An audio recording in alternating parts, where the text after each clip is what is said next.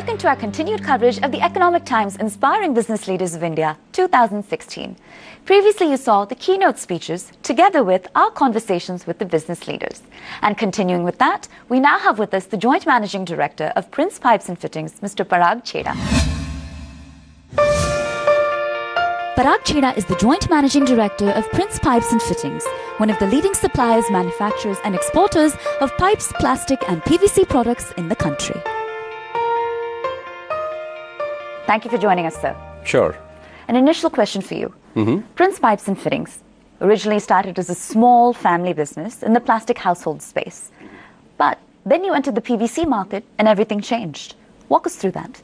So Prince Plastics originally, as you rightly mentioned, we were into manufacturing of household items. I joined the business in the year of 1994. It's been more than 21 years now. Sure. And it's been a very exciting journey. When I joined the company's turnover was 13 crores of the PVC sector.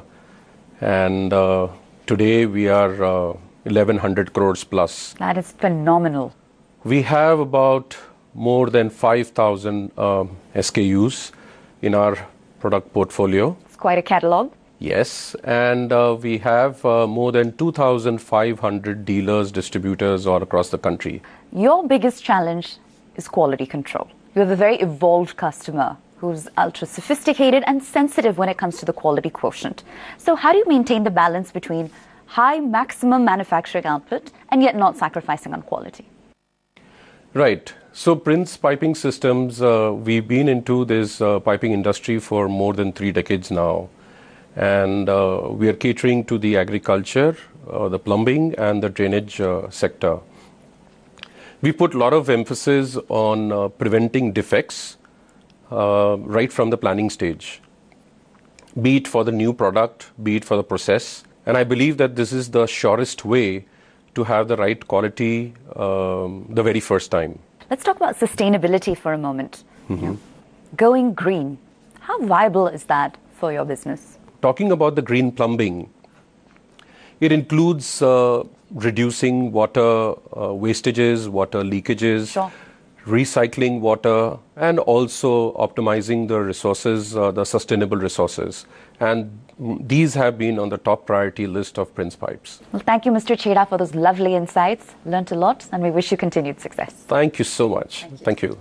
And now we bring you a panel discussion between some of India's brightest business leaders who shared their personal insights on what it takes to not simply become a business leader, but to ultimately become the face of a brand. The panelists are A. Vaidesh, Vice President, South Asia and Managing Director, GlaxoSmithKline India. Ameera Shah, Managing Director and CEO, Metropolis Healthcare. Gautam Doshi, Group Managing Director, Reliance ADAG. Siddharth Roy Kapoor, Managing Director, Disney India. And Niranjan Hiranandani, Managing Director, Hiranandani Group.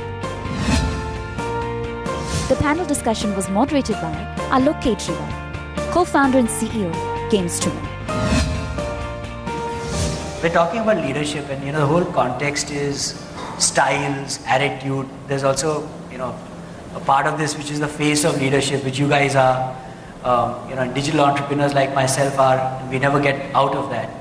But if I were to just kind of try and contain it, I was thinking in the car when coming, and of all of the things that came to my mind are very Hindu philosophical Brahma, Vishnu, Mahesh, or Brahma, Vishnu, Shiva came up, and I was just remembering the context. So basically, creator, preserver, and destroyer. And if I look at the leadership style, the gods have always been great leaders, right? We couldn't audit them because they did what they did. But if I were to just start that flow and say, look, with you, Niranjan, right? As an entrepreneur, before you became a leader, right? The leadership came later. What did you do, and more than the journey, was there a distinct style that you maintained that got you here? And if I put you in the context of a creative leadership, which is creating things from thin air, can you share with us some of those constant reverberating ideas that you never let go of? I think the first thing is that you got to believe in what you really want to create. And I was born in Malabar Hill. I was brought up in Malabar Hill, and we had all the quality of life, the best buildings we had. My father was a medical doctor, a ENT surgeon. So he gave me a good quality life. So when we went to Andheri, we went to Versova and all these other places, we made great buildings. But I never was happy, because when I made a great building, I looked out and I looked at slums, I looked at rotten places around you, the roads were bad, the sewers were bad, there was no garden, nothing. So I really dreamt that if I make the next thing, even if it's little far away, didn't really matter, but it has to be better than Malabar Hill. So that was a dream that I had, and said, no, if I can make the next project that I make better than the quality of life that I have in Malabar Hill, that would be the objective. But no, you're right, I didn't think of exactly what that path would be. But I had some kind of a dream to think, yes, this is at least the minimum that we have to do. The rest of what is huge hard work, but that's another story. Awesome. And Ameera, you know, you're in the same context. We know about your journey from media, but again, there was nothing compelling you to do this, right? I mean, it could have been one choice of many. If you were to share, was this, you know, imbibe leadership? Was this something that drove you insane? What made you a bloodsucker? So, I think 2-3 things. You know, one, I'm quite patriotic about India. And I was studying in the US, and most of my friends were staying back in the US and decided to get jobs at top firms and corporates. And my thought, even when I was 20, was that, look, there are few of us in this country, less than 2%, who are privileged, educated, and have the platform to do things in life and make an impact. And if all of us are going to go to the US and live there and, you know, live that dream, then who makes the Indian dream? And really that was my calling to say, I'm going to come back to India, and whatever I do with my life, be it good, bad, ugly, there'll be an impact on my people. To me, that was really the driving factor that brought me back to India in 2001. And taking off from there, I mean, I'd worked in large companies, and I had worked in a dot-com startup with 5 people, which was a miserable failure. But that was really the time I realized that I like building something from the front. And even if it means it's not going to be the largest organization in the world, it'll be my organization, and it'll be molded the way that I feel best. And to me, really, those were the 2 driving factors. Awesome. Yeah, I'll just quip in with mine. Niranjan knows my family for many years, 35, 40 years, from Malabar Hill. That's where my parents are. And they set me up in a socks factory. So for 8 years or 9 years in my life, I went and worked in my father's socks factory. And there's this very nice, bridge at Lal Bagh. And I still remember this day, which was the 9th year. And I said, Alok, what are you going to do today, man? And I said, we're going to make another whole load of socks today. So what drove me insane was what I call the really stuffy Marwadi family business, which drove me nuts. And I started again from zero, literally. Of course, I had a home and an office, but the .com bug bit me. And thankfully, we went through that horrible phase. But I think there the leadership was, do anything but join your family business. And that was really fun. So, we've got this nice creative ideas going, and I think these, Ameera and Niranjan, of course, have built some huge value. But I think on the other side, and sitting across again here, are people who've preserved. And they're the owners, they carry the flags of very large responsibility. And Vedish, for example, GSK, I used to love passing by the Glaxo factory at Worli because it used to smell nice at one time. It doesn't smell nice anymore. I don't know what you guys have done with it. I think you sold it to some builders. But the point is, even though you have to have obviously leadership to be the MD or CEO of what you do, but more than that, the question is the leadership a format? Is it something that you have to follow? And this is a really honest question. Is it a template, or is it some kind of flexibility in the large flag that you carry?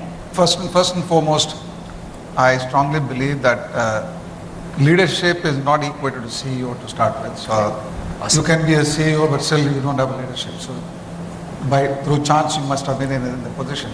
But typically, if I, connecting to the point that you talked about face of the brand, I'm just going back to my days when I first started my career almost 29, 30 years back with one of the brand that is being discussed today.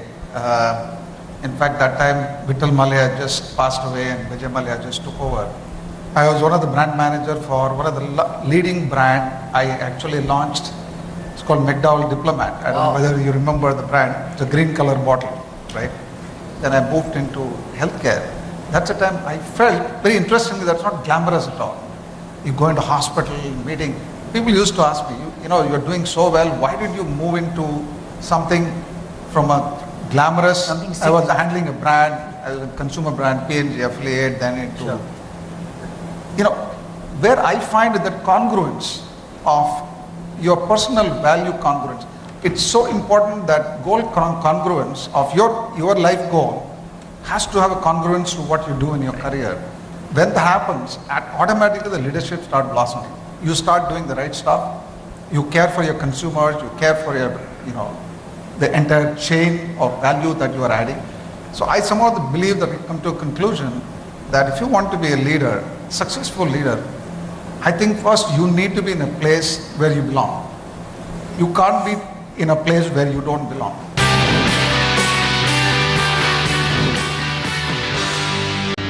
Coming back to the topic of just the largeness of some of the brands, when I started this .com business, all of us started and do start, some may not confess it today, but we start in the hope of selling. I was very fortunate that after about 9 years of very hard struggle, we got a call, and the call came from none other than Disney, and Disney bought my last venture. So Siddharth, which of course is the guy from Disney. That was the introduction for you, my friend, and a very fond introduction. Now we were talking in the speakers lounge on Disney, and my gosh, I mean, what a role to play. And you have multiple leadership personas. I was telling him that if you go to Disneyland, I think no one there, none of the kids know who invented this place, but it's Mickey who's the leader there, right? And we all know about Mr. Disney and Walt. And now we have people like yourself who are manning one of the largest, I think, growing businesses of Disney, if not today, tomorrow. So Siddharth, the question is, how do you assimilate that vast legacy of leadership that has been, pretty much heaped on you, and cull it to make it work, and yet be yourself? So it's an interesting question, but to start with, if you let yourself think too much about that, then you're not going to be able to function. It is pretty interesting though when you go into the history of what Walt Disney did. He really embodied Mickey Mouse with the values that he had, himself. Awesome. So it was almost a representation of the values that he wanted the company to convey. He actually used to voice Mickey Mouse at that time as well. So it was pretty interesting where you had the owner come, the name behind the company, and the most recognizable brand in the company actually being alter egos of the same person. Nice. And I think that's the value he tried to drive all through, which is why even today, when you look at most studios and you say that it's a movie from XYZ studio, what really matters is the movie and not the studio that it comes from. I think what Disney was able to do is really create a value in the studio brand itself. Awesome. And then the movie becomes, secondary. So the fact that Frozen comes from Disney gives it a certain credibility, and then you come and watch Frozen and then you love it, versus the other way around. It's interesting what you mentioned about creative leadership, as well, because when it comes to creative organizations, I think the leadership style is crucial if you don't want to shut down any further creativity. You really need to be a creative catalyst in many ways. Perfect. You need to be a listener. You need to be able to get people to be able to be the best version of themselves, be able to ideate to the best extent that they possibly can, because there really aren't any right or wrong answers. So if you clamp down and you're really decisive about you think you know exactly what you want, and you're basically asking people to execute on that, then you're going to be driven by the creative vision of one person versus utilizing the talents of the group. Fantastic. And I think as we make movies and television shows and we create consumer products, and I think increasingly you realize that if you start to position yourself in the traditional role of leader, you tend to get people to clamp down. Got it. You need to be participative and engaging and be able to get the best out of it. Awesome. One of the things that startled me, Gautam, was US Fortune 500, 2015. The names of the list, the names of the companies, they all look like families. Obviously first was Walmart, and we had Berkshire Hathaway, which is one man, and then we had Ford, and there was definitely Apple, and the list went on and on. Now, ADAG and where you come from, pretty much the same when we look at the India side. And within that, you have expressed leadership, but it's also part of a very, very large leadership kind of rollout, which you have to play within. So anything that, and obviously you had many years of wisdom piled up. So Gautam, just critical, leadership ideas and the family stroke, let's do anything that makes value structure.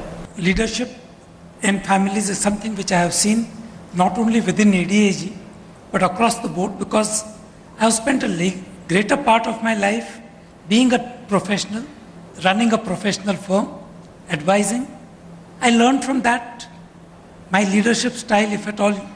In a professional firm, you're talking about a niche, and we learned from the role model, who was one of the best professionals in the country and who still is, Yes. Bansi Mehta. So you learn from him, you learn a different style. You learn how to interact with people, but not really how to build institutions. You don't really want to go out and do that. And that's where, to some extent, one changed. Because times have changed. As professions change, professions are no longer being run as one-man shows. They are no longer being run as councils. That's something which is equally a business today, equally run as an institution, as used to be, as would be true of other businesses, and not true of professions. So we tried to do that as a professional outside. The opportunity which you get in a group of this size, the type of problems, the type of issues you are dealing with is far bigger. And it's the same question, but if the stakes involved, I mean, if you are playing roulette and if you're betting 10 rupees and if you're betting 1,000, and then if you're betting 1 lakh, the thrill is altogether different. And that difference in thrill is the difference which really makes up for this. So we talked about, the creative, we talked about the preservation, but I must talk about also the destruction or the transformation. So the question to each of you is, the not to do's of leadership, whether it's, being too larger than life, whether it's knowing when to let go, or just listening. So Amira, why don't you take a shot? I think when you talked about creation, destruction, leadership, I think the one thing which plagues all mankind and womankind and enables us to create or destroy is actually ego. Fantastic. And it's the one human condition that overpowers our mind, our brains, our souls constantly. And the more fame and success and money we get, this only gets bigger and bigger. And I think the challenge for all of us and for all business people is, how do you really separate the ego from what makes sense to do as leaders that affect all aspects of society and all stakeholders in the business, versus it being what's mine and what can I do more and what can I get more, and what am I doing for my status and what am I doing for my image and what am I doing to make myself look better. And I think that distinction is a very fine line that most of us struggle with. And the ones, I think, who manage to walk that well and separate genuine impact from image and the benefit of ego that comes from that, I think are the ones that go on to be true leaders. Not saying it's easy. I think it's very challenging to do. But I think as entrepreneurs, as leaders, one of the key things to look at is really our own self-awareness at different phases of our journeys. And I think if we become more self-aware about what we're doing, why we're doing, how we're doing, I think that self-awareness then percolates into our organizations and allows our organizations to become better or best versions of themselves or not. And that then goes to destruction. Niranjan, You could have bad results, which could happen because you made a mistake in business, and we all make mistakes in business at some point of time. Your timing could be wrong, but as she said, Nisha said, one of the ideas was the ego issue, and you need to focus on that. But you find lots of business getting bust because of the environment. Sure. Siddharth? You know, not to sound clinical about it, but if you look at the entertainment business, some businesses are built on the cult of personality. Right? Some of them lend themselves to you build brands based on personalities. Right. That feeds into the overall values of the brand. And those brands stand for the person who's inextricably linked to the brand. Perfect. And then you just move forward and you keep building value there. Now, you're putting yourself in a position where you are vulnerable to a certain extent, because then it really boils down to the person who's being identified as the person driving that entire brand, and that brand becomes hollow without the person. On the flip side, you're being able to personify something in a much better way than an old brand name would have helped you to do. Any of you gentlemen, I mean, Vedesh, what do you make out of it? I'm at to manage more than 8 to 9 big brands on a regional basis and also in India. So you got to remember, every brand has a very defined character and a value. Now, sometimes we build it deliberately. Some, it comes in over a period of time, it acquires a character and a value, right? And we call it the brand footprint. Now, what happens is, at some point of time, some of the brands, due to situation, the brand imagery get damaged, but not necessarily you lose the brand dramatically. Due to certain condition, the brand get damaged, you repair it and come back. There are a lot of examples where the brand got tarnished and come back. Now the question is that if whomsoever is the marketeer of this brand, who's nourishing this brand, if they don't do a good job of bringing it back and bring it come alive, I think this brand will suffer. As an example, I would give with the Nike. I remember having had a chance to meet Phil Knight way back in 1996 in one of the Innovation Congress. He specifically mentioned about the fact he got Tiger Woods to support this brand when Tiger Woods was very early in his life. Yep. And he betted on him. He said, I paid $45 million to bet on him to convert the game of golf from an old man game to a young man game. He transformed using the brand. And used the words, and how did he do it? I said, just do it, right? So he said the whole concept of just do it. But the fact is, when Tiger Woods got into trouble at later part of time, did it affect the brand name of Nike? Absolutely, it did have an impact, but the way in which they rescued the brand by delinking Tiger Woods from that and getting few other personalities who match with Nike they brought in. So what somebody is going to do with the brand is what we are all going to watch. Gautam, any famous last words? Basically, what one is talking about is ego, and which is perhaps the most difficult thing for somebody who is in business, somebody who's developed, somebody who's built something, to realize when he should separate his personality and ego from the business, treat the business dispassionately, and allow it to, if it needs to be exit, if it needs to be closed down, close it down, if it can be revived, revive it, but do it in time. Thank you, panel. Awesome stuff. Thanks very much. We hope you enjoyed our coverage of the Economic Times Inspiring Business Leaders of India 2016. Signing off, I'm Pooja Jain.